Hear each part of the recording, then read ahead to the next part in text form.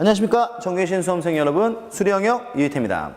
자, 이번 시간은 우리가 얼마 전에 봤던 3월 교육청 모의고사 F특강 시간이에요. 그래서 사실 제가 교육청 모의고사 보기 5일 전에 여러분들에게 3월 교육청 모의고사 비포 특강을 했었지. 그래서 비포 특강에서는 일단 지금까지 공부를 하든 안 하든 난 그런 거에 관심이 없다. 딱 정말 기본적인 계산 능력만으로 우리는 충분히 3등급, 4등급의 고지에 도달할 수 있기 때문에 여러분들이 지금 이 전략으로 남은 5일 동안 공부를 하면 4등급을 받을 수 있어요 라고 제가 해드린 강의였어요. 그러면 정말로 그 강의를 듣고 제가 시키는 대로 공부를 했다면 정말 이번 3월 교육청 모의고사 3등급, 4등급의 등급을 받을 수 있었을까? 그래서 실제로 나영 같은 경우는 이 3등급의 등급컷이 45점이었기 때문에 충분히 점수대에 의해서 내가 몇 등급을 3등급에 받을 수 있는 점수가 나왔지만 실질적으로 지금 우리가 가영 같은 경우는 좀 등급컷이 이번에 높았지. 근데 여러분 잘 생각해봐. 등급컷이 높았다는 것은 학생들의 실력이 올라갔다는 걸 의미하는 게 아니라 그만큼 이번 3월 교육청 모의고사가 좀 쉽게 나왔다는 뜻이야. 그쵸? 그러니까 쉽게 나왔다면 당연히 계산 능력이 강조가 됐을 거고, 만약에 여러분들이 그 5일 동안에 계산 능력에 대한 공식에 대한 암기와 적용에 충실히 공부를 했다면 충분히 여러분들도 40점 이상의 점수를 받을 수 있어서 등급이 몇 등급? 4등급까지는 그냥 고지에 올라갔다. 그래서 실제로 그 강의 듣고서 점수가 올랐다는 학생들도 있었고, 저는 한편으로 무슨 생각도 해봤냐면 이 전국에 있는 모든 수험생들이 이휘태의 라이브 특강을 듣고서 그것 때문에 점수가 올라서 등급컷이 올라간 거 아닌가? 뭐 이런 생각도 내가 좀 해봤어. 근데 거짓은 아니죠. 그래서 일단은 우리가 그 근거에 대해서 자, 제가 이번에 설명을 드리자면 뭐 이런 거예요. 자, 일단 4등급을 무조건 받을 수 있었다. 성공이라고 써있지? 그러면 어떤 논리에 의해서 너는 성공이라고 얘를 얘기하냐? 라는 근거에서 먼저 말씀을 드리면, 일단은 자, 이번 지금 이게 EBS 등급 기준이야. EBS에서 발표된 등급컷인데 수리 가영 같은 경우는 3등급 컷이 64점이 나왔어요. 물론 3월 교육청에서 이제 발표가 되면 플러스 마이너스 알파가 약간 되긴 하겠지만 그래도 지금까지 발표된 등급컷 중에서는 가장 신뢰할 수 있는 등급컷이니까, 자, 일단 수리 3등급 같은 경우가 64점이었고 수리 4등급이 48점이었지. 그러면 과연 이 48점의 점수라는 것이 5일 동안 공부를 해서 충분히 가능한 것이었냐? 정말로 네가 이야기했던 단순 계산과 제가 라이브 특강 때 진행했던 내용들이 뭐냐면 단순 계산과 바로 수열의 추론 문제, 그리고 실생활 응용 문제, 빈칸 추론 정도의 내용만 알면 충분히 48점의 점수를 받을 수 있었냐? 제 판단에는 뭐 충분한 48점은 아니었고 그냥 간당간당하게 48점의 점수는 확보를 할 수 있었어. 뭐가 됐든 간에 내 성적표의 등급은 몇 등급이 찍혔을 거다? 4등급이 찍혔을 거라고. 그래서 일단 이번 3월 교육청 모의고사에 그럼 나왔던 문제들을 보면서 직접 이 문제는 충분히 기본적 공식으로 풀 수 있었다는 것을 제가 먼저 말씀을 드리면, 일단 자, 이번 수리 가영에 나왔던 1번 문제예요. 자, 우리가 여기 있는 이 문제 단순 계산 문제 아니라고 주장할 수 있나? 절대로 그럴 수 없죠. 그래서 일단은 문과 학생들 다 맞히는 문제가 지금 제가 보여드리는 1번과 그 다음에 2번과 그 다음에 몇 번이야? 3번이고, 더군다나 이 3번의 지금 수열의학학 문제는요, 어차피 수열의학학은 무한대분의 무한대꼴만 잘하면 되잖아. 그럼 내가 이 둘을 전개하면 4의 n승이고 분자에도 4의 n승이 있으니까 얘는 수렴이지? 개수비를 수렴하니까 4의 n승 되는 거고 얘는 얼마가 돼? 4 곱하기 4의 n승 되는 거니까 실제로 1분의 4 개수비 수렴 4번이다 해서 얘는 그냥 문제를 보는 즉시 답을 낼 수 있는 그런 형태의 문제였어. 그래서 일단은 정말 내가 공부를 그 전에 안 했어도 여러분들이 시험 범위에 해당하는 기본적인 공식만 알고 걔를 대입하는 수준만 됐으면 우리는 일단은 이 세 문제를 맞춰야 되는 거야. 그쵸? 그럼 이 세 문제에 대한 점수가 몇 점이냐면 6점. 그래서 나는 6점을 일단 획득한 거야. 몇 점 획득했다고? 6점. 아직 갈 길이 멀어요. 자, 그 다음에 3점짜리 문제들 딱 살펴보면 그 다음에 제가 이제 보여드릴 문제가 여기 있는 자, 4번 문제. 자, 언뜻 보기에는 선생님 사인 코사인 나와서 어렵다고 생각하지만 수투에 우리가 맨 처음에 상함수를 배울 때 최초에 여러분들이 뭘 공부하냐면 역수관계를 배워. 그 다음에 그 역수관계 배운 다음에 우리가 덧셈 정리를 공부하고 거의 삼각함수가 끝날 때까지 덧셈 정리는 계속 진행돼요.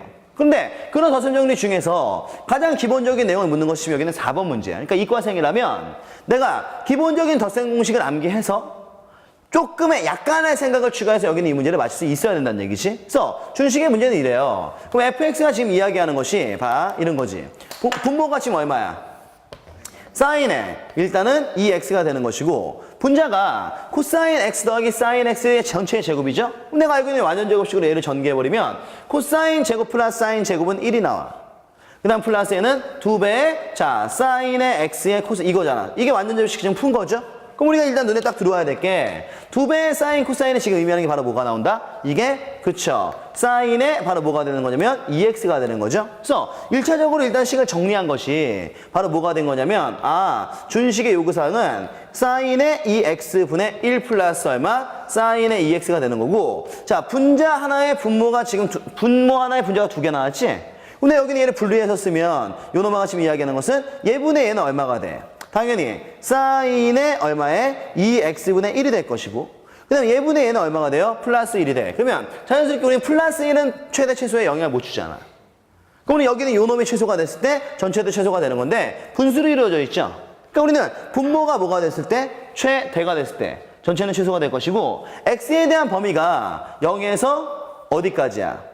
2분의 파이까지인데 우리는 이 안에 누가 들어가 있어? 2x 들어가 있죠? 그러면 x에 대한 범위가 0에서 2파이까지라면 2분의 파이까지라면 2x는 2배를 해보세요. 그럼 얘는 0에서 2x는 어디까지? 파이까지가 되고 이때 사인의 최대가 얼마니까? 1이니까 전체 최소는 얼마다? 2가 나온다 해서 사실 뭐 아주 복잡한 문제는 아니었던 거지. 그쵸? 그래서 사인에 대한 덧셈 정리와 상함수의 기본적인 식만 알고 있으면 물론 최소를 물어보긴 했지만 여러분들 이과생이라면 충분히 풀어낼 수 있어야 되는 그런 문제였다는 거야.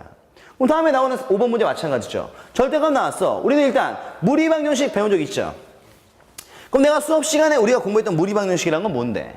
일단 루트를 지우기 위해서 양변을 제곱해요. 근데 얘는 루트를 지우기 위해서 양변을 제곱하려고 했는데 약간만 더 응용한 거. 그러니까 기존에 우리가 풀던 아주 기초적인 문제를 살짝 돌려놓은 건데 그 돌린 게 아주 심화적으로 응용한 게 아니란 말이야. 그럼 절대값 들어가 있으면 얘는 뭐야? x가 0보다 크거나 같은 경우와 준식의 x가 0보다 작은 경우로 분리를 시켜서 푸는 거야. 그럼 x가 0보다 크거나 같으면 얘는 뭐가 돼? 그냥 x가 되니까 루트의 x 플러스 4는 x-2라는 방정식을 풀면 되겠죠? 단 x가 일단 0보다 크거나 같다라는 제한 조건을 생각해야 돼. 이 한번 제곱해서 풀면 되잖아. 그럼 x가 0보다 작으면 마이너스 끼고 나오니까 역시 루트의 x 플러스 4는 마이너스 x 마이너스 2가 돼서 x가 음수일 때니까 양수의 근이 나오면 답이 될 수 없는 것뿐이지. 우리가 여기 양변 제곱해서 역시 문제를 풀면 되니까 그냥 무리방정식에 얘는 뭐 치환도 아니잖아. 가장 기본적인 내용을 묻는 문제가 우리가 이번에 봤던 3월 교육청의 5번 문제였어. 충분히 풀어낼 수 있었어야 되고 그 다음에 이제 나오는 6번 문제. 역시 백악이죠? 일단 제일 먼저 보이는 게 뭐야? 탄젠트의 10도는 10도인 거고 바로 뭐가 보이냐면 탄젠트 20도가 보이잖아. 그쵸? 그러면 10도와 20도는 무슨 관계야? 2배 차이니까 일단 문제가 요구하는 것이 야 네가 삼각함수 여러 가지 공식 중에 외웠던 백악식을 알고 있니? 물어본 거예요. 그러면 얘가 지금 이야기하는 것은 탄젠트의 일단은 문제는 10도 플러스 내가 공부한 탄젠트의 20도가 뭔데? 20도는 2 곱하기 지금 10도를 이야기하는 거니까 탄젠트의 백악이 얼마야? 얘는 1 빼기 탄젠트 제곱에 2 탄젠트죠? 그럼 그거 역수니까 얘가 얘기하는 것은 2 탄젠트의 얼마? 10도. 그 다음 얘는 1 마이너스 탄젠트의 몇 도가 돼? 얘는 10도의 전체 이거 되는 거야. 그쵸? 그러면 여기는 예분의 1을 쓰면 얘는 얼마가 돼? 2분의 1 되는 거고. 그 다음 예분의 1을 쓰면 얘는 일단 탄젠트 하나 지워지니까 마이너스 2분의 1의 탄젠트 요거 나와서 문제는 여기 있는 지금 이제 이 10도에 대한 내용을 다시 탄젠트는 사인분의 코사인이니까 정리해버리면 문제에서 요구하는 답을 빼낼 수 있는 거지. 그러니까 문제는 뭐냐면 여러분들 40가지 문제가 됐던 거지 실제로 정말로 문제 수준이 어려웠던 건 아니었다는 거지. 그래서 탄젠트에 대한 단순 계산 문제로서 우리가 일단 6번 문제를 풀 수 있고 6번은 그냥 언뜻 봐도요 얘는 그냥 뭐야? 단순 계산 문제야. 그래서 최초에 탄젠트의 백악을 전개할 수 있니? 이거 하나 물어본 거고 그 다음 두 번째는 탄젠트가 의미하는 것이 뭐라고 배웠어 우리는? 코사인분의 사인이니까 코사인분의 사인으로 바꿔서 식을 전개할 수 있겠어? 이거 물어본 거야. 그래서 일단 6번 문제 역시 마찬가지로 단순한 아주 기본적인 우리가 공식에 대한 암기와 대입으로도 해결할 수 있는 문제였다는 겁니다. 그래서 일단 6번 문제 이렇게 봤고 자 다음 7번으로 넘어가면 7번도 마찬가지야. 일단 봐. 아무래도 우리가 이과이기 때문에 문과 문제의 수준보다 이과 문제 수준이 어땠어? 더 어려웠지만 여러분들이 이과라는 걸 명심하셔야 돼요. 그럼 이 문과랑 똑같은 수준의 문제만 맞출 수 있다? 그럼 우리가 왜 이과야? 일단 이과 문제가 문과 문제보다 당연히 문제 수준은 어떨까? 높게 나올 것이고 여러분들이 문과의 수포자 학생들보다 지금 이과 수포자 학생들의 수준이 좀 더 높은 것도 당연한 거야. 그러면 우리는 이 정도 문제까지는 사실 풀었어야 돼. 그 문제에 대해서 이야기하는 정보는 이거잖아. 야, 우리가 미분 배울 때 여러분들 극대극소를 배웠어요. 배웠어 안 배웠어? 배웠지? 그럼 우리 극대극소의 일단 기본 조건이 뭐냐면 미분에서 0이 돼야 극대가 될 수 있는 거야. 그러니까 간단히 얘기하면 미분에서 0 된다고 해서 전부 다 극값에 가는 건 아니지만 일단 극값에 갖는다면 미분에서 그 시점에서 0이 나와야 된다는 거지. 그럼 내가 일단 끄집어낼 수 있는 결론은 다항함수 fx야. 무한대분의 무한대꼴 나왔죠? 그럼 무한대분의 무한대꼴을 수렴하려면 요 안에서 지금 이 문제에서 빼낼 수 있는 정보는 바로 뭘까? 차수가 같아야 되거든. 근데 분모가 몇 차야? 3차. 분자도 몇 차가 돼야 돼? 3차. 그러면 3차 대 3차니까 얘가 지금 이야기하는 것은 fx는 뭔지 모르지만 x에 관한 3차식이고 대수비가 얼마라는 얘기야 지금 현재 1이니까 얘는 자연스럽게 x의 삼성으로 출발한다는 뜻이지. 그럼 나머지 모르면 우리는 a의 뭐 x의 제곱 플러스 bx 이렇게 놓고 문제 풀라는 얘기인데 x는 마이너스 1과 x는 2에서 극값을 갖는다잖아. 그쵸? 그럼 얘가 얘기하는 게 뭔데? f를 미분해서 마이너스 1을 집어넣으면 0 나온다. f에 얼마를? 2를 집어넣어서 미분해서 2를 집어넣으면 0 나온다죠. 그러면 우린 이 안에서 어차피 주어진 fx를 미분하는 거니까 c는 날라가요. 그럼 내가 모르는 미지수가 몇 개야? a, b 두 개지? 그럼 우리는 이 마이너스 1을 집어넣어서 a, b에 관한 식 하나 빼내고 플러스 2를 집어넣어서 우리는 a, b에 관한 식을 빼내면 a, b 구할 수 있다 없다? 있어. 그래서 우리는 f'의 x를 구할 수 있는데 문제에서 마지막에 물어본 것도 뭐냐면 바로 미분계수의 정의잖아. 그렇죠? 그러니까 우리는 일단 미분의 가장 기본이야. 여러분들이 미분 배울 때 제일 처음 뭐 배워요? 미분이란 이런 거다라는 순간 변화율 미분계수의 정의를 배운다고. 그럼 그때 그 정의에 대한 내용을 접목해서 문제를 낸 거예요. 물론 접목이 되어 있긴 하지만 이 문제 자체는 아주 심화적으로 문제를 응용한 게 없다는 거지. 극값을 갖는 조건만 우리가 명확히 할 수 있고 얘가 얘기하는 것이 미분에 대한 정의이다라는 것만 확인할 수 있다면 충분히 여러분들이 쉽게 풀 수 있는 문제가 여기는 7번이었던 거야. 물론 이번 지금 3월 교육청 모의고사는 조금 우리를 힘들게 했던 게 계산의 양이 좀 많았어요. 그러니까 전반적인 문제에서의 계산량이 좀 많았기 때문에 아마 시간이 좀 부족한 학생들도 꽤 있었을 거라고. 하지만 여러분들이 손을 못 댄 상태에서 무방비로 그냥 무너지는 문제는 아니었다는 거야. 그래서 공부를 여러분들이 5일이라도 6일이라도 조금이라도 했다면 이 문제는 우리가 풀 수 있는 거고 만약에 선생님 그럼 5일 공부에서 이 문제를 어떻게 풉니까? 그래 인정해. 그럼 이 문제 못 풀었어도 우리는 이 문제를 조금만 더 공부한다면 충분히 풀어낼 수 있는 그런 문제인 거야. 그러니까 지금은 제가 이 문제가 쉽다라고 여러분들에게 이야기하면 여러분 분명히 나에게 반발할 수도 있지만 조금만 내가 신경 써서 공부하고 조금만 문제를 더 신경 써서 볼 수 있으면 충분히 우리는 뭐 할 수 있다고? 풀 수 있는 문제라는 거죠. 그래서 일단 주어진 요 7번 문제 같은 경우는 자 이렇게 해서 우리가 마무리 짓고 그 다음에 자 9번으로 넘어가면 9번도 마찬가지예요. 우리가 일단 미분을 배울 때 활용이라고 얘기해서 보통 많은 학생들이 이 속도가 속도에 대한 내용을 아예 보지 않는 학생들이 있어. 근데 사실 이 미분과 속도가 속도는 매우 간단해요. 그냥 결론만 넣고 보자면 그러니까 제가 여러분들한테 이렇게 공부하세요라고 이야기했던 내용들을 본다면 그냥 위치함수가 나왔을 때 걔를 미분하면 그게 속도인 거야. 그럼 여기는 얘도 마찬가지잖아. P와 Q에 대한 위치함수를 주고서 속도가 서로 반대라 그랬어. 반대 방향으로 움직인다는 게 속도의 부호가 반대라는 거거든. 그럼 내가 여기는 얘를 미분한 게 바로 뭐가 돼? 요놈의 속도함수니까 얘를 VP라고 할까요? 그럼 XP를 미분한 거니까 이거 미분할 수 있잖아. 얼마야? 얘는 ET 마이너스 A가 될 것이고 그 다음에 자 얘는 요걸 미분한 게 바로 뭐냐면 속도함수의 Q에 대한 속도함수라고 얘기하면 요거 미분할 수 있겠죠. 그럼 LN이니까 역시 로그함수의 기본 미분의 합성 들어간 것 뿐이야. 그럼 얘가 얘기하는 것은 얼마냐면 t의 제곱 마이너스 얼마? t 플러스 1분의 얘는 2t 마이너스 이거잖아. 근데 문제는 지금 요구하는 게 뭔데? 야 여기 있는 얘네가 서로 반대 방향으로 움직인다는 것은 둘의 부호가 어떻다고? 다르다는 거야. 그럼 둘의 부호가 다르다는 것은 바로 무슨 뜻이냐면 이게 양수면 이건 음수가 돼야 돼. 그럼 이게 음수면 이게 양수가 돼야 되죠. 그럼 부호가 다르니까 얘는 곱하면 뭐가 돼야 돼? 음수가 돼야 되지. 그래서 문제에서 요구한 내용은 결국 둘이 곱한 거야. t의 제곱 마이너스 얼마? t 플러스 1분의 얘는 2t 마이너스 a에 얘는 얼마야? 2t 빼기 1 이거 나와서 얘가 지금 이야기하는 것이 요 부등식에 대한 범위가 지금 이거라는 거잖아. 그쵸? 근데 이 문제 참 고마운 게 뭐냐면 여기는 얘는 언제나 양수가 되기 때문에 결국 이게 음수가 되려면 주어진 이 2차 부등식이 뭐가 돼야 돼? 음수가 돼야 되는 것이고 그러면 나와 있는 내용에서 언급한 것은 2t-a에서 2t-1까지 이게 지금 현재 만족하는 범위가 2분의 1에서 잘 봐. t는 어디까지래? 2까지래요. 그러면 우리가 빼낼 수 있는 것은 이거 지금 분명히 0보 작은 범위니까 사입범위지. 그럼 나올 수 있는 근이 몇 개야? 2개야. 그 중 하나가 누구냐면 첫 번째 2분의 A고 그 중 하나가 누구냐면 두 번째 2분의 1인데 당연히 2분의 1은 어디로 가야 되겠어? 이 범위가 이거라 그랬으니까 2분의 1은 1로 가야지. 그럼 2분의 A가 1로 와야 되잖아. 그럼 2분의 A가 2가 되는 거니까 A는 얼마? 4. 이렇게 푸는 거지. 그러니까 문제는 물론 이 문제 같은 경우는 여러분들 마찬가지야. 정말 제가 수리나형도 지금 이 F 특강을 똑같이 진행을 했지만 수리나형은 얘보다 정말 더 한심할 만큼 문제 수준이 떨어졌어. 그런데 수리 가형이기 때문에 조금 더 수준이 높은 건 사실이에요. 하지만 우리가 이 반대 방향이다라고 이야기하는 것은 제가 이미 개정수 같은 데서도 일반적인 개념서에는 한 문제씩은 꼭 들어가 있는 이런 형태의 문제라고. 물론 주어진 문제를 부등식과 연결시키는 내용이 조금 독특하긴 했지만 부호가 다른데 부등식이 나왔다는 것은 둘을 곱해서 0보다 작다라는 맥락을 빼내는 것은 여러분들이 할 수 있어야 하는 능력이고 만약에 이 문제도 마찬가지야. 제가 이번 지금 교육청 모의고사에서 9번을 틀렸다. 그러면 여러분들 왜 틀렸는지 잘 생각해봐. 근데 만약에 여기서 1로 빼내는 내용을 몰랐다 또는 여기서 1로 빼내는 내용을 몰랐다면 여러분들은 충분히 약간의 학습량으로서 남은 기간 동안 우리 이런 놈들을 정복할 수 있게 될 거라는 거지. 그치? 그래서 일단 여기 있는 9번 문제 역시 우리가 맞출 수 있어야 되는 기본적인 계산 문제라고 볼 수 있다는 거예요. 그럼 그 다음에 나오는 10번으로 넘어가면 더 말할 것도 없잖아. 10번은 뭔데?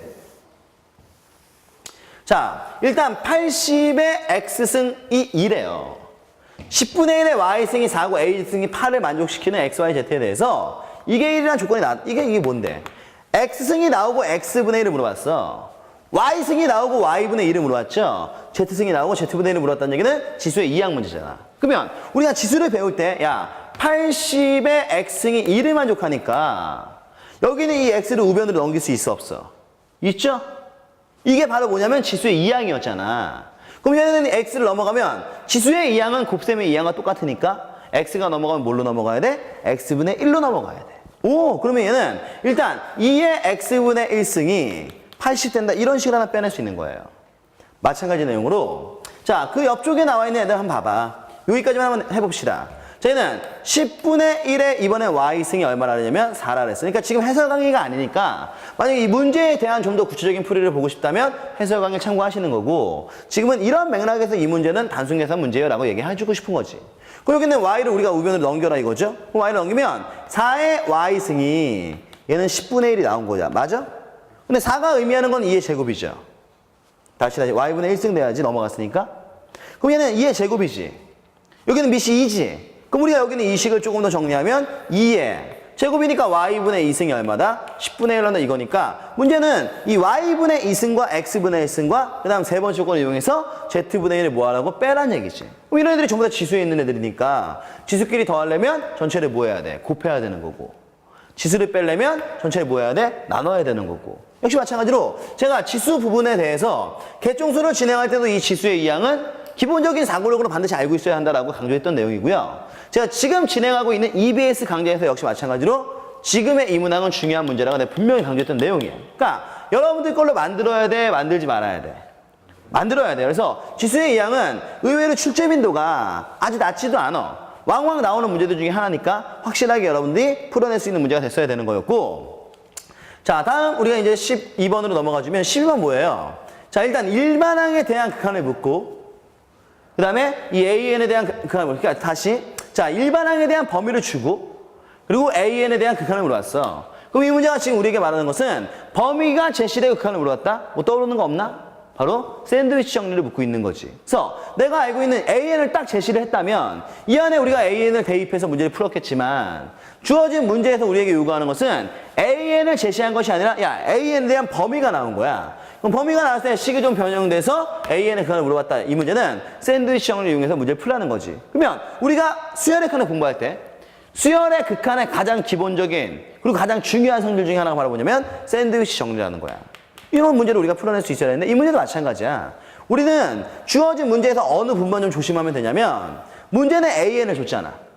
그런데 시그마를 계산하라 그랬어. 그쵸? 그러면 내 입장에서는 AN을 주고 시그마를 계산하라는 것은 시그마가 의미하는 게 뭐예요? 어렵냐 시그마가? 수열의 합이잖아. 그럼 내가 지금 알고 있는 정보는 이거 아니냐? N이라는 놈이 있잖아. 이건 지금 과거에 우리가 평가원 수능에서도 기출됐던 문제예요. N 플러스 1이 이렇게 있는 거잖아. 근데 이건 무조건 성립하는 거니까 N이 1일 때나 2일 때나 3일 때나 다 성립해야지. 그러면 준식에서 요구하는 일단 봐봐. n에 1을 집어넣으면 1에서 a1은 2, 4 이렇게 있다는 뜻이야 지금. n에다 2를 집어넣으면 얘는 2에서 누구는 a2는 얘는 3, 4 이런 뜻이죠. 3을 집어넣으면 얘는 3에서 a의 누구는 3는 얘는 어디까지 4, 4 있다 이거고 이런 식으로 내려가면 n자리에 n을 집어넣은 것이 뭐였냐면 n에서 a의 n 플러스 1은 잘 들어 얘는 a의 n은 얼마가 돼? n 플러스 1이 되는 이런 식이 나오잖아. 근데 우리는 어차피 a1부터 an까지 합에 대한 범위를 빼내고 싶은 거니까 이 상태에서 변변을 더하시는 거예요. 그럼 변변을 더하면 이거야. 잘 들어. 얘네가 지금 다 부등식이지. 그럼 이쪽에 있는 애들이 언제나 다 어떤 애들이야? 작은 애들이잖아. 그럼 작은 애들끼리 더하면 중간 애들끼리 더한 놈보다 어떨까? 작겠지. 그럼 큰 놈들끼리 더하면 중간 애들보다 더한 놈보다 어떨까? 크겠죠. 그러면 얘가 얘기하는 게 1부터 n까지 합이니까 2분의 얘는 n의 n 플러스 1이 되는 것이고. 오케이? 그럼 중간에 들어가는 a1부터 an까지 합이 바로 뭐냐면 시그마 k는 1부터 n까지 a 이걸 얘기하는 거잖아. 그럼 끝에 있는 n은 2부터 n 플러스 1까지 더한 거니까 얘는 등차수의 합의식을 쓰면 2분의 항수는 똑같이 몇 개일까? n개일 거야. 그럼 얘는 n이 되는 것이고 초항 더하기 마항이니까 n 플러스 1에 2를 더하면 얘는 얼마가 돼? n 플러스 3이 나와서 이 범위에 n제곱분의 1 곱하고 리미트 취해서 문제 푸는 거예요. 그러니까 여기는 요 과정을 빼내는 것도 아주 복잡한 계산이라고 보기는 어렵죠. 그리고 복잡한 계산이어도 결국엔 뭐야? 하나의 계산 능력을 묻고 있는 문제이기 때문에 계산 능력만으로 사실 이번 교육청은요 좋은 점수를 낼 수 있었어. 근데 우리가 원체 공부를 안 하는 학생들 같은 경우는 이런 문제도 사실 좀 어려웠을 거다라는 예상은 해요. 근데 이과생으로서 근데 중간에 내가 공부하고 있는 학업을 포기하지 않고 꾸준히 이과로 정진을 하기 위해서는 이 정도의 내용은 나는 할 수 있어야 된다고 봐요. 그래서 우리가 맞춰야 되는 문제 중에 하나인 거야. 12번 문제 잘 체크해 두시고 자, 그 다음에 이제 여기는 14번 문제가 바로 뭡니까? 오, 어디서 많이 봤던 거 아니야? 제가 라이브 특강 때 여러분들에게 진행한 내용 중에 하나의 테마로 독립적으로 설명했던 거야. 바로 뭡니까? 실생활 응용 문제. 그래서 이 실생활 응용 문제는 그때 얼마나 내가 자세하게 설명을 해줬어. 식이 언제나 중간에 들어가 있다. 그 위쪽에 나와 있는 이 말을 보면서 우리는 변수를 체크해야 된다. 그럼 아래쪽에 나와 있는 말을 보면서 우리가 문제를 풀어나가는 건데 이 문제 너무 친절하게 비교할 걸 다 표로 줬잖아. 그럼 여기는 지금 우리가 E 서브 K 그 다음에 K의 I K의 O를 그냥 뭐 하면 돼? 나와 있는 준식에 대입만 하면 되는 거야. 그럼 얘들끼리 비교 가능할 것이고 문제에서 요구하는 내용을 뭐 할 수 있다? 뺄 수 있다. 그리고 실생활 응용 문제 이건 참 웃긴 게 뭐냐면 지금 수리 가형은요 이 문제 3점배점으로 나왔지? 수리 나형에서는 똑같은 공통 문제로 나왔는데 수리 나형에서는 4점으로 나왔어요. 여러분들 이과이기 때문에 이런 피해를 겪는 거야. 그러니까 이걸 맞힌 학생들도 이과는 3점이지만 문과는 4점이었다는 거지. 근데 이거 뭐 남들 탓할 필요가 없이 이과생은 이 정도를 3점 정도의 난이도로 풀 수 있어야 된다. 뭐 이런 의도가 있었던 거지. 근데 실생활 응용 문제는 그 문제가 웬만큼 어렵지 않고서는 충분히 여러분들이 그냥 눈으로 찍어서 문제를 풀어도 답을 낼 수 있는 거야. 근데 만약에 혹시라도 이번 평가원에서 주어진 14번 문제를 풀지 못한 학생들은 내가 분명히 시험 전에 5일 전에 실생활 응용 문제에 대한 분석을 해드렸어요. 그래서 이 문제를 어떻게 풀어야 되는지까지 나는 말씀을 드렸단 말이지. 근데 여러분들 이 문제 풀지 못했다는 것은 딱 이유는 하나야. 바로 뭘까? 남은 5일 동안 이 내용에 대한 연습을 하지 않았던 거예요. 제가 분명히 라이브 때도 교재에 있는 문제만 풀어서는 안 된다. 기출문제를 뽑아서 풀어봐라. 그래야 너희들이 평가원에서, 교육청에서 실생활 응용 문제 나왔을 때 맞을 수 있고 실생활 응용 문제는 반드시 나오는 문제이기 때문에 해야 된다라고 분명히 강조했단 말이지. 근데 여러분들은 그것조차도 안 한 거야. 또는 정말 열심히 했는데 뭐 아깝게 실수를 해서 틀렸을 수도 있겠지. 하지만 중요한 것은 전혀 공부하지 않은 학생들 같은 경우는 반성들 하셔야 되고 아깝게 이 문제를 틀린 학생들은 더 열심히 해서 다음에 6월 평가원에서는 이 문제를 반드시 맞춰줘야 돼. 그래서 실생활 응용 문제는 거의 여러분들 입장에서는 이런 거예요. 출제순위 1순위야. 몇 순위? 1순위. 그래서 우리는 일단 여러분들 분명히 맞춰야 되는 문제 중에 하나라고 생각해. 그래서 14번 문제 이렇게 마무리 짓고 자, 다음 나오는 이제 우리가 15번 보시면 이 15번이 사실 난 그렇게 생각해. 이게 언뜻 보기에는 좀 굉장히 어려워 보이거든, 문제가. 막 미분 나오고 합성함수 나오고 굉장히 어려워 보이는데 사실 우리가 문제를 조금 달아볼 수 있는 눈만 있으면 즉 무슨 말이냐면 응용이 아니야. 다시 누가 아니라고? 응용이 아니에요. 그냥 문제에서 시키는 대로만 하면 되는 거였는데 그 시키는 대로 하지 못한 거니까 말 그대로 시험의 문제를 바라보고 문제를 접근하는 그런 기본기가 좀 덜 돼 있는 학생들은 단순한 계산 문제임에도 불구하고 15번을 놓쳤겠지만 그러지 않은 어느 정도의 이제 기본 개념 잡혀있는 이과 학생들 같은 경우는 15번을 무조건 맞췄을 거라고. 내용은 이래요. 자, 구간에서 정의된 미분 가능한 함수 fx는 다음 조건 만족시킨대. 그래서 보면 f'x가 이거 만족하고 f의 4분의 파이가 1이라 그랬지. 이때 gx를 ln의 f'x에 대해서 g'의 4분의 파이를 구하래요. 그러면 우리는 일단 야 현재 문제에서 gx가 얘기한 게 뭔데? 한번 생각해봐. ln의 f'의 이거라고 얘기한 거 아닌가 지금? 뭘 고민해 쉬워 문제 그렇게 써있는데. 근데 문제는 g를 미분해 4분의 파이를 얻어라 이거잖아. 그럼 우리 여기는 g를 미분해 그러면 그럼 g를 미분하면 일단 얘는 어떻게 돼요? ln이니까 f'의 x 얘를 한 번 더 미분해 걔는 f의 2'의 이거 되는 거야. 근데 우리는 이 안에 얼마를 넣어달라고? 4분의 파이를 넣어달라 이거니까 우리는 일단 내가 구해야 되는 값은 일단 내가 구해야 되는 것은 g'의 4분의 파이가 되는 거고 이때 g'의 4분의 파이는 f의 4분의 파이에 그렇죠? 근데 f의 2'의 4 이걸 구하면 되는 거야. 그러면 나와 있는 문제의 조건으로서 우리는 f'의 4분의 파이가 얼마인지 그 다음에 f의 2'의 4분의 파이가 얼마인지만 알면 되는데 문제의 조건이라 봤자 일단 야 f의 4분의 파이를 넣잖아? 네 그럼 이게 1 이거 하나 나온 거야. 문제의 조건이라 봤자 f'의 잘 봐 x가 지금 의미하는 것이 1 플러스 fx의 이게 지금 두 개 나온 거란 말이죠. 그러면 당연히 우리는 딱 얘를 보는 순간 뭘 하나 빼낼 수 있을까? 그럼 여기다 4분의 파이 넣어봐. f'의 4분의 파이가 1 더하기 f의 4분의 파이 제곱 아니야? 근데 f의 4분의 파이가 얼만데? 1이니까 우리는 요게 1이란 얘기야. 그럼 1의 제곱은 1이고 1 더하니까 f'의 4분의 파이는 2가 되는 거야. 이거 빼내야죠. 그 다음 문제는 2개 더함수가 필요해. 다시 몇 개 더함수가 필요하다고? 그럼 2개 더함수를 빼내려면 양변을 뭐 하면 될까? 한 번 더 미분하는 거죠. 그럼 얘가 얘기하는 게 f''의 x는 우변도 미분했으니까 이거 날라가잖아요. 그럼 이거 합성함수니까 얘는 2배의 fx 곱하기 이거 되는 거잖아. 근데 내가 이 안에 얼마를 집어넣고 싶은 건데? 4분의 파이를 넣고 싶은 거잖아. 4분의 파이를. 그럼 4분의 파이를 집어넣으면 얘는 f의 4분의 파이가 1이겠지. f'의 4분의 파이는 방금 얼마라 그랬어? 2라 그랬죠. 그럼 이걸 곱하는 거니까 f의 2'의 4분의 파이는 4가 나와서 최종 결론은 2분의 얼마야? 4. 언뜻 보기에도 계산의 양도 적고 미분도 쉬운 거야. 그럼 2분의 4는 약분의 얼마가 나와? 2가 나와서 최종 결론은 3이다. 어려운 문제 아니죠? 풀 수 있는 문제지? 그래서 일단 요 정도의 내용은 제가 봤을 땐 큰 무리 없이 풀어내야 돼. 그래서 일단 15번 문제도 우리가 맞춰야 되는 그런 문제 중에 하나고 그 다음에 22번. 이거는 딱 봤을 때 이미 셔터펑이죠 뭐. 야 등차 수열이야. 초항이 얼마래? 4고 이거 더하기 17이래. 그러면 내가 수열을 정말 몰라도 EAT 수업을 듣지 않았어도 이 문제는 쉽게 풀리는 거고 만약에 EAT 수업을 들었다면 더 쉽게 풀렸겠지. 왜냐면 제가 그랬어요. 수열에 대한 문제가 나오면 제일 먼저 우리는 일반항보다 정의를 생각하는 거다. 그럼 등차 수열은 일정 없이 모대는 수열이니까 더해지는 수열이니까 여기는 A의 두 번째 항은 첫 번째 항인 4에 공차인 D를 몇 번? 한 번 더하는 것이었을 거고 여기는 세 번째 항은 첫 번째 항인 4에 공차를 두 번 더한 게 되는 거니까 이게 17이다 뭐 이런 의미잖아요.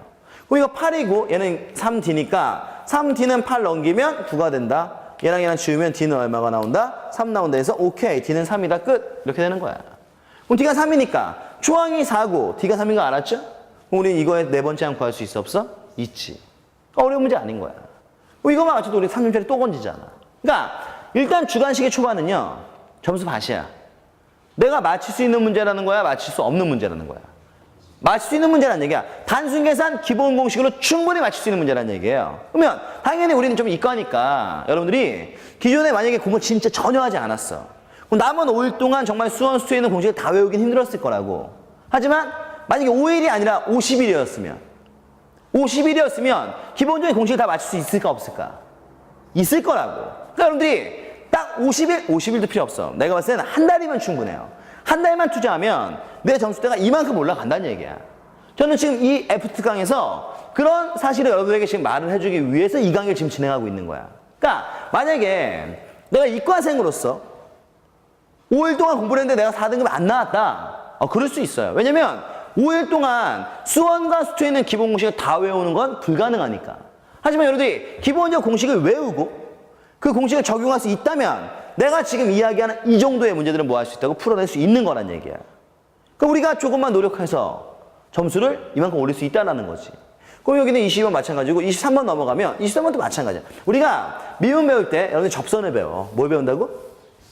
그럼 그 접선에서 가장 쉬운 게 바로 뭔데? 접선은요, 조건이 세 가지야. 첫 번째, 접점이 주어지는 경우. 두 번째, 기울기가 주어지는 경우. 세 번째, 곡선밖에 안 되면 주어지는 이 세 가지인데 그중 가장 쉬운 게 바로 뭐냐면 접점이 주어지는 경우야. 접점이 주어지는 경우에 접선식 문제가 나온 거야. 어려운 문제일까? 쉬운 문제일까? 쉬운 문제예요. 그래서 미분에서 기울기를 구하고 직선의 식 세우면 되는데 여기는 y는 2의 3-x를 미분하면 합성함수니까 2의 3-x에 야 3-x 미분하면 얼마 나오냐? 마이너스 1 나와요. 이거야. 그다음 내가 여기는 요 x에다 얼마를? 3을 집어넣은 게 기울기니까 기울기가 얼마? 마이너스 1. 끝. 초월함수라서 막 2 나오고 막 이럴 줄 알았더니 그거 아니야. 그럼 기울기가 마이너스 1이지. 3,1을 지나가야 되는 거니까 얘는 y 빼기 1은 마이너스의 x 빼기 3이 돼서 y가 지금 말하고자 하는 것은 마이너스 x 플러스 얼마? 4 이거예요. 그럼 얘는 언뜻 봐도 그냥 문제 딱딱딱딱 떨어지는 게 공식만 알고 있으면 풀 수 있는 문제라는 게 나오잖아. 그럼 x, y축으로 둘러싸인 도형의 넓이를 구하시오. 직선 표현할 수 있어 없어? 있죠? 그럼 얘는 뭐 넓이를 구하란다고 또 적분 이거 아니지. 적분 시험 범위도 아니었어요. 그럼 x에다 우리가 0을 집어넣으면 y는 4니까 여기 지나가는 거예요. y에다 0을 집어넣으면 x는 4니까 여기를 지나가는 거지. 그럼 이 직선인데 x, y축과 둘러싸고 있는 부분이 이 삼각형이잖아. 삼각형의 넓이 구할 수 있어 없어? 있죠? 그러니까 간단한 문제야. 이런 문제들을 우리가 맞춰야 돼, 틀려야 돼? 맞춰야 되는 거지. 그래서 23번 문제를 들 수 있고 25번도 간단한 연립부등식이기 때문에 이건 뭐 더 이상 언급도 하기 싫어. 그러니까 이 문제는 이런 거야. 또 하기 싫다고 안 하면 안 되니까. 자, 이런 거죠. 연립부등식이야. 그럼 우리가 배웠던 연립부등식은 둘의 공통범위죠. 그럼 우리가 부등식 배울 때 보통 여러분들 고차부등식을 어려워하는 학생들은 인수분해 때문에 어려워하는 거야. 인수분해 때문에. 그리고 그래프의 개형 때문에 어려워하는데 3차고 인수분해 이미 돼 있어. 하나는 제끼고 들어갔다는 얘기잖아. 거기는 0에 2에 마이너스 3이니까 주어진 부등식의 범위를 빼내면 마이너스 3에서 일단 0과 2까지 교점을 갖고 그래프는 끝이 올라. 이런 그래프인데 0보다 크니까 이 범위가 나오는 거잖아. 끝. 첫 번째 범위는 이미 해결됐어요. 두 번째도 이미 식이 정리된 상태이기 때문에 분모의 제곱을 곱하는 거죠. 단 분수부등식이니까 분모가 0 되는 x의 값은 뭐한다? 빼줘야 돼. 그럼 얘가 얘기하는 건 바로 뭐냐면 x-n에 x 플러스 2가 현재 이거 만족하는 건데 n이 지금 현재 무슨 수야? 자연수잖아. 그럼 나오는 근이 누군데? 요게 지금 현재 n이고요. 얘가 지금 현재 마이너스 2니까 마이너스 2에서 x는 이렇게 나와야 돼. 그런데 마이너스 2가 무연근이지. 그 마이너스 2는 포함시키면 안 돼. 이게 핵심이에요. 그럼 우리는 이 둘에 대한 공통범위 내에서 정수가 몇 개? 15개 나오도록 n의 값을 정하시오. 할만한 내용이라고. 오케이? 그럼 공통범위는 어디야? 마이너스 2는 여기일 거 아니야, 마이너스 2는. 여기 마이너스 2 아니까? 그쵸? 그럼 n은 더 뒤로 가서 이쯤 어디에 n이 있을 거 아니야. 그래, 안 그래? 그럼 이건 포함하지? 이건 포함 안 하지? 그럼 이런 애들도 지금 포함하지 말아야 되지? 그럼 일단 공통범위는 여기하고 여기가 나와서 첫 번째 마이너스 2에서 x는 0 이거 하나 나올 거고 두 번째가 2에서 x는 어디까지? n까지 이렇게 나올 거란 말이야. 그러면 정수의 개수가 몇 개 나와야 돼? 15개 나와야 되니까 이미 정해진 범위 내에서 마이너스 2에서 0까지는 마이너스 2 포함 안 되지. 그럼 여기 마이너스는 한 개밖에 없잖아. 그럼 여기서 몇 개 나와줘야 돼? 14개 나와야지. 그럼 이거 14개 나오게 n의 값 정하면 되는 거예요. 이렇게 푸는 거야 이렇게. 그러니까 지금 이 부등식도 또 연립부등식 n 싫어 이거 아니야. 연립부등식 공부했다면 우리가 고차부등식과 분수부등식 공부했다면 한 번쯤은 여러분들이 꼭 풀어왔어야 되는 문제 중에 하나가 이거야. 해야 된다고. 내 말 알겠어? 그래서 일단 우리가 요 정도 문제까지 풀어봤어. 요 정도 문제 26번에 축차대입. 이건 뭐 대입만 하면 되는 거니까. 우리가 배우지 않은 점화식에 대한 문제죠. 간단히 얘기하면 이런 거야. 자, A의 원이 1이고 A2가 1이래. 그쵸? 두 개의 점화식을 만족하는데 문제는 이 두 개의 점화식에서 A의 100번째와 A의 101번째 항을 구하래. 그러면 일단 우리는 내가 배우지 않은 점화식은 무작정 대입하는 건데 만약에 연립할 수 있다면 연립을 하겠지만 그게 아니잖아 지금. 그럼 우리는 머릿속에 딴 거 필요 없어. A의 2n 플러스 2승은 우변으로 넘기면 A의 2n 플러스 이거 되는 거고, 그쵸? 다른 스킬이 안 보이면 이렇게라도 풀어야 되는 거야. 그럼 우리가 변변에 n에다 1을 집어넣으면 A의 네 번째 항은 A의 두 번째 항 플러스 1 나오는데 A의 두 번째 항이 얼마니? 1이죠? 우리는 1 더하기니까 얘는 얼마? 2가 나오는 거잖아. 그럼 A에 이제 우리가 2를 집어넣으면 얘는 여섯 번째 항은 A의 네 번째 항 플러스 얘는 2가 다시 1이 되는 거니까 여섯 번째 항이 이게 얼마야? 네 번째 항이 2지? 얘는 얼마야? 3 나오잖아. 그럼 얘는 A의 두 번째 항이 얼마였으니까? 1이었으니까 1, 2, 3. 규칙 보여 안 보여? 보이죠? 그 다음 얼마 나올까? 4. 얼마 나올까? 5. 이런 식으로 해서 우리가 대입하면 바로 100번째 항 구할 수 있다고. 할 만한 문제인 거야. 수업 시간에 제가 이야기했던, 그러니까 이일태 개총수를 듣지 않았다 하더라도 많은 선생님들이 강조하는 점화식의 풀이 중에 하나일 거라고. 확실하게 여러분들이 내 걸로 만들어 놔야 돼. 그래서 일단 여기는 26번 문제까지 해서 우리는 일단 39점을 더 획득한 거지. 즉 제가 지금 여러분들에게 보여드린 3점짜리 문제가 총 13문항이었다는 얘기지. 그쵸? 그래서 일단 이 13문항을 딱 맞춰주면 우리는 39점을 받을 수 있는 거예요. 그 다음에 제가 여러분들에게 라이브 특강 때 그러니까 비포에서 말씀드렸던 빈칸 추론 문제. 사실 근데 이번 빈칸 추론 문제는 뭐 풀수야 있었겠지만 계산이 조금 조잡했어. 인정!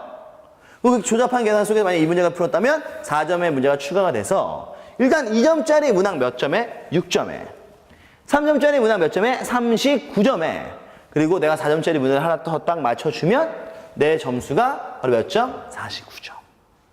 아까 4등급 컷이 몇 점이었어? 48점.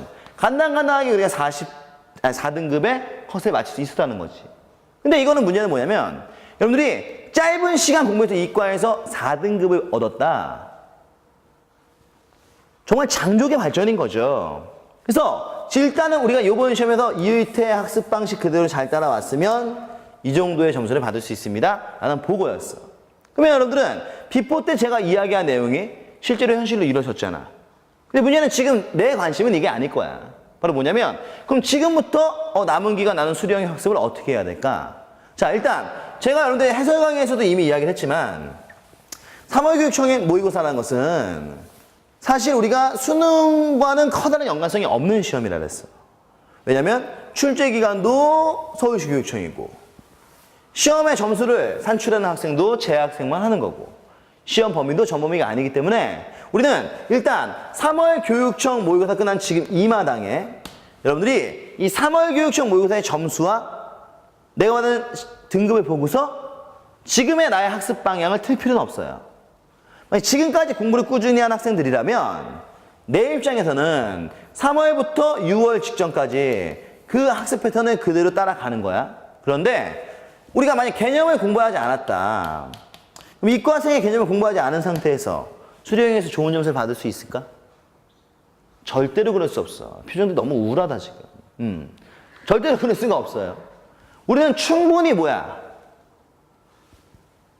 해야 돼. 누구를? 개념을. 오케이? 그래서 개념 학습을 내가 지금까지 하지 않았다. 근데 남들은 EBS를 풀더라? 그럼 개념을 안 한 상태에서 EBS 풀면 수능에 나오는 EBS 다 맞출 수 있냐? 아니죠. 절대 못 맞춰. 우리는 개념 공부를 하지 않은 학생들은 3월부터인 지금이라도 개념을 해야 돼.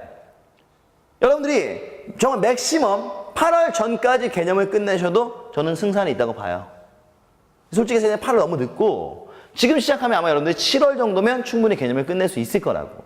그러면 우리는 일단 개념 학습을 하지 않은 학생들은 개념 학습을 진행을 해야 돼. 그런데 내가 개념 학습을 지금 겨울부터 열심히 공부를 해서 어느 정도의 개념이 되어 있다. 여러분들은 지금 하던 개념을 일단은 자 끝까지 마무리 지어주는 건 당연한 거고 그 이후에 우리는 둘 중에 하나 선택해서 공부를 하세요. 일단 EBS에 대한 학습을 진행을 하든 아니면 기출문제를 풀면서 우리는 수능에 대한 기출 마인드를 잡아야 돼. 그러면 여러분들은 이 두 가지 내용 중 그 어느 것도 버릴 수는 없어요. 이말 알겠어?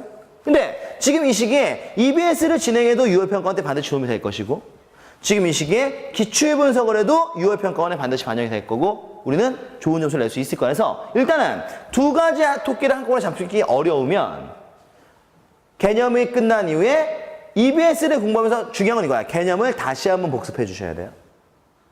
기출 분석을 하면서 개념을 다시 한번 복습을 해줘야 돼요. 왜냐면 우리가 작년에 실제로 수능 임박했을 때 9월쯤에 EBS에 한번 대붐이 일어났었어.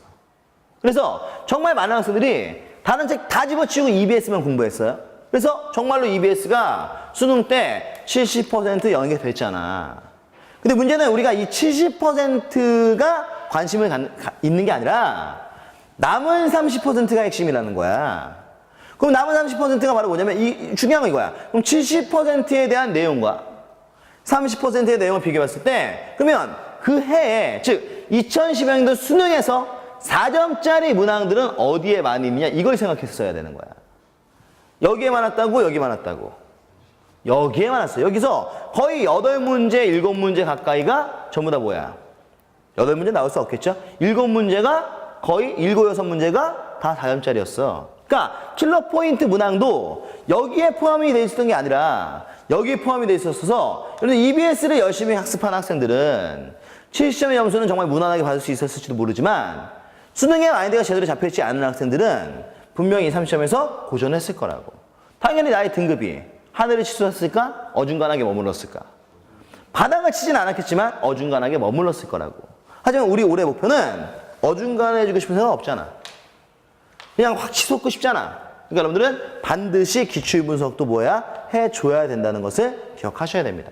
그래서 제가 지금 이 말씀을 드리는 이유는 내 친구가 EBS 프로니까 나도 EBS 프로 이런 사람들이 있을까 봐 개념에 대한 학습을 철저하게 해줘야 되는데 이때 우리가 이걸 기억해야 돼. 사실 가형은 제가 지금 이 학습 패턴도 좀 지금 다르게 설명하고 있는데 나형하고는 달라야 되죠. 가형은 우리가 공부해야 될 양이 총 몇 가지야. 수학 1을 공부해야 돼. 일단. 그 다음에 여러분들은 수학 2를 공부하셔야 되죠. 그 다음은 뭐야? 우리는 적분과 통계를 공부해야 되고 오케이? 그리고 마지막으로 우리는 기하와 벡터를 공부해야 돼. 그러면 사실 이 4개의 과목을 각각의 내용으로 본다? 힘들어요. 그럼 우리는 전략적으로 2과목씩 같이 공부하는 거니까 4과목을 한꺼번에 공부할 수도 없지. 이거 어떻게 4과목 한꺼번에 공부할래? 그리고 미분이 되어 있지 않은 상태에서는 적분을 공부해도 아무짝에도 쓸모가 없어. 그러니까 우리는 전략적으로 붙이세요. 누구를 붙이냐면 수학 1과 확률 통계를 붙여서 공부를 하라고. 오케이? 왜냐면 이 둘은 나름대로 연계성이 떨어져. 그리고 우리는 여기는 이제 수투에 대한 내용과 기하 벡터를 같이 연결시켜서 공부를 해서 마지막에 적분으로 끝낸다. 이런 마인드로 공부를 해서 연결이 크지 않은 애들을 붙여서 한꺼번에 같이 공부를 해야 돼. 그러니까 병행하시라는 얘기예요. 수원과 통계를 동시에 병행하고 이것이 끝나면 수투와 기백을 동시에 병행하고 적분으로 마무리를 짓는다. 오케이? 아니면 그냥 수원, 수투를 동시에 병행해도 사실은 큰 무리는 없어. 그럼 수투가 어느 정도 끝나면 적분과 통계를 할 수 있으니까 적분과 기하 벡터를 연결해서 공부할 수도 있어. 중요한 것은 각각의 과목을 수원 끝내고 수투하고 수투 끝내고 이게 아니라는 거야. 반드시 좀 힘들겠지만 지치겠지만 2개 이상의 내용들을 뭐 해줘야 돼? 병행해서 여러분들이 학습을 진행해 주셔야 돼요. 지금의 내 말 반드시 기억해야 돼. 그리고 의외로 많은 학생들이 이 수투에 대한 내용과 기백에 대한 내용을 굉장히 어려워하는데 사실 이 수투에 대한 내용과 기백에 대한 내용, 물론 적분도 마찬가지지만 개념이 어려워요. 그럼 개념이 어렵기 때문에 문제가 어떻게 나올 거라고? 의외로 쉽게 나온다고. 그러니까 더군다나 이 기백 같은 경우는 벡터 파트를 제외한 나머지는 그렇게 또 복잡하지도 않아. 그러니까 개념이 쉬우면 문제 난이도가 올라가는 거야. 간단히 얘기해서 개념이 어려우면 문제 난이도가 떨어지는 거야. 근데 혹시라도 우리가 수투에서 공부하는 미분은 사실 어려운 내용이야, 쉬운 내용이야? 졸라게 어려운 내용이죠. 그 어려운 내용에서 만약에 킬러 포인트 문제가 나왔다. 그럼 우리는 깔끔하게 버리고 가는 거야, 그런 거는. 오케이? 그러니까 여러분들이 개념을 공부할 때도 너무 막 응용되는 내용까지 처음부터 치고 들어가려고 하지 말고 기본을 정확히 이해하는 게 굉장히 중요해. 그래야 나중에 여러분들이 이 기본을 통해서 응용되는 문제를 풀 수 있는 힘을 만들 수가 있어. 그러니까 개념을 공부할 때 제대로 공부하라는 얘기고 굳이 뭐 여기서 참고적으로 이야기하자면 개념은 또 제가 좀 하잖아요. 참고하시라고요. 얘기한 거고. 그래서 우리는 일단 남은 기간 절대로 우리가 3월부터 수능 이렇게 계획 잡지 마세요. 우리는 3월부터 6월까지 해서 6월까지에 대한 학습 계획을 먼저 짜는 건데 개념이 되어 있지 않은 학생들은 조급해하지 말고 개념 학습을 하라는 거고 개념이 어느 정도 이제 공부가 끝난 학생들은 EBS와 기출 분석 둘 중에 하나를 선택해서 얘네들을 하면서 다시 한번 전체적인 개념을 뭐 한다? 복습을 해야 되는데 제가 여러분들한테 비포에서 강조했던 내용 중에 뭐가 있었냐면 자, 수능에서 묻는 출제 원칙은 총 4가지다. 라는 얘기를 했었어. 그러면 이런 내용들을 여러분들이 뭐 하면서? 학습하면서 반드시 내가 짚고 넘어가야 되는 게 바로 뭐냐면, 그럼 그 4가지는 첫 번째, 계산 능력을 묻는 문제가 나와요. 다시, 누구를 묻는 문제? 계산 능력. 그 다음 2번째가 바로 뭐냐면, 추론 능력을 묻는 문제가 나올 수 있어. 그 다음 3번째, 이해력. 그 다음 마지막, 문제 해결력인데, 제가 여러분들한테 3월 비포에서 강조했던 것은, 야, 계산 능력 졸라 열심히 공부해서 3등급 받아보자! 이거였어. 여러분들이 분명히 그때부터 쭉 공부를 했으니까 어느 정도 계산의 능력은 됐을 거야. 그리고 계산 능력은 사실 특별하게 시간을 내서 준비할 필요는 없는 거예요. 수능을 기점으로 이야기했을 때는.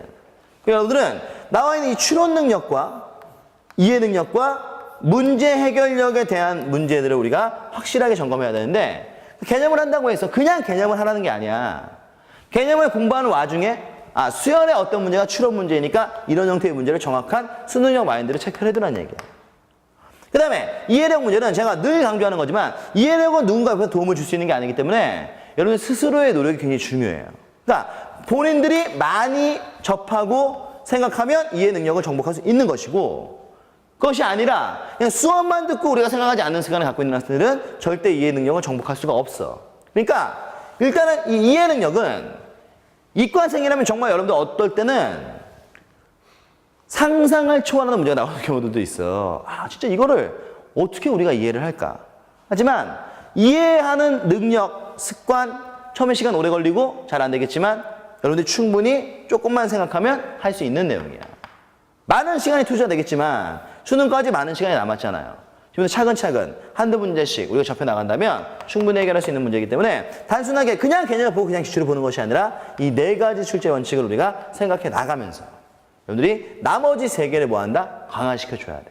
물론 제 강의에는 개념을 설명할 때도 이 3가지 내용들을 강조해서 제가 설명을 하지만, 물론 다른 분들도 뭐 그렇게 하시겠죠. 그래서 여러분들이 일단 지금 이 시기에 뭐 커리를 바꿔라 이런 말도 저는 하지 않을게요.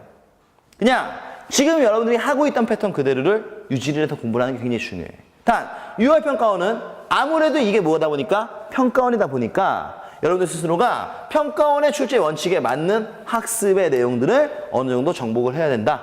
이 말을 제가 드리고 싶은 거여서 일단 여기까지 해서 이제 우리가 애프터 특강에서 제가 여러분들에게 말씀드리고 싶은 내용을 마무리 질 건데, 중요한 건 이거야. 제가 여러분들한테 3월 비포 때 분명히 무슨 말을 했었냐면, 야, 내가 지금 너희들한테 마술을 부리고 싶은 거야 라고 얘기를 했어요.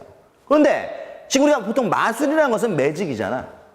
그럼 마술은 실제로 존재하는 거야? 아니면 우리를 속인 거야? 우리를 속인 거야. 그러니까 저는 정확히 얘기하면 3월 교육청 비포 때는 그때도 제가 똑같은 말을 했지만 여러분들을 속인 거예요. 그러니까 정확한 학습법을 제시한 게 아니라 지금 남은 기간 우리가 지푸라기라도 잡는 심정으로 이것만 공부하면 이 정도의 점수를 받을 수 있다라고 내가 이야기를 해준 거지. 그러면 정말 내가 왜 여러분들을 속이면서까지 거짓말을 했을까? 과연 여러분들에게 무엇을 보여주기 위해서? 뭔 것 같아? 결국 이거예요. 제가 여러분들에게 마술을 부렸다, 매직을 부렸다, 너희들이 속였다 라고 이야기하는 것은 결국 남은 5일간에 너네 공부 이렇게 해야 된다는 전략을 짜준 거야. 그러면 제가 여러분들에게 강조하고 싶었던 건 뭐냐면 그 전략의 중요성에 대해서 내가 이야기를 해준 거지. 지금 우리는 이과야. 남은 시간은 이제 9개월 채 안 남았어요. 그럼 약 8점 몇 개월 남았는데 8점 몇 개월을 공부해서 이과에서 좋은 등급을 얻기 위해서는 그냥 무작정 공부를 열심히 한다고 해서 좋은 등급이 나오는 건 절대 아니라는 거야. 정확한 뭐가 있어야 된다고? 전략이 있어야 돼요. 확실한 전략과 플랜을 짜서 그거에 수능에 최적화된 개념학습, 수능에 최적화된 EBS 학습, 수능에 최적화된 기출 분석을 해줘야지만 우리는 수능장에서 좋은 등급과 점수를 받을 수 있다는 거지. 그러니까 제가 여러분들에게 말씀드리고 싶은 것은 지금의 모든 걸 다 버리고 나한테 와라 이러는 얘기를 하지 않는 거야. 이런 얘기를 하고 이제 하는 것이 아니라 남은 기간 내가 정말 최고의 극대 효과를 거두기 위해서는 바로 뭐 해라? 전략을 짜시라는 얘기예요. 정확한 전략만이 나의 등급을 1등급의 고지를 만들어줄 수 있고, 저는 여러분들에게 잠깐 보여드린 것이 그 전략의 중요성과 이해 때는 정확히 분석이 되어 있는 새끼이기 때문에 그런 전략을 정확히 짜줄 수 있다는 것을 내가 잠깐 보여준 것 뿐이야. 그래서 여러분 저는요 늘 내가 수업을 처음 진행할 때 저에게 오는 학생들은 물론 수학을 개중에 좀 하는 학생들도 있지만 대부분 학생들이 정말 수학의 맨 바닥을 치고 있는 학생들이야. 그래서 모의고사 보면은 또 지금 얘기하면 또 뭐 이렇게 뜨끔한 학생들도 있겠지만 정말 10점 이하의 점수를 받는 학생들도 있어요. 하지만 나는 맨날 무슨 생각을 하면서 그 학생들을 지도하냐면 정말 수능날 수능이 끝나고 수능 성적표를 받았을 때 그 아이의 성적표에 수리 영역에 일자가 적혀 있는 걸 늘 생각하면서 나는 수업을 진행해. 그래서 늘 최선을 다하는 거고 그리고 정말로 그렇게 되는 학생들이 굉장히 많아요. 그래서 여러분들도 마찬가지야. 생각만 해도 기분 좋지 않나? 지금까지 우리가 수리 영역 시험지 다 봤을 때 엄마 1등 받았어요. 딱 봤더니 이게 일자가 아니라 이런 자일 수도 있잖아. 지금 내 성적표에는 이런 자가 적혀져 있었던 거야. 한번 오늘 자기 전에 눈을 감고 수능 성적표를 앞에서 딱 떼어놔봐. 아, 수리 영역. 아, 1등급. 그냥 생각만 해도, 그냥 상상만 해도 행복하지 않을까? 그럼 여러분들 그 상상을 현실로 만들려면 뭐 해야 된다고? 정확한 전략과 정확한 마인드를 갖고 있는 사람에게 수업을 배워야 되고 공부를 해야 된다는 거야. 그래서 이 전략이 굉장히 중요하다는 걸 보여드리기 위해서 저는 비포를 준비했고 애프터에서 그것이 정말 입증됐다고 말할 수 있는 거예요. 그래서 여러분들은 남은 기간 포기하지 마시고 극대 효과를 거두면 그만인 거잖아. 그러니까 뭘 그렇게 겁먹어. 선생님 제가 지금부터 공부해서 할 수 있을까요?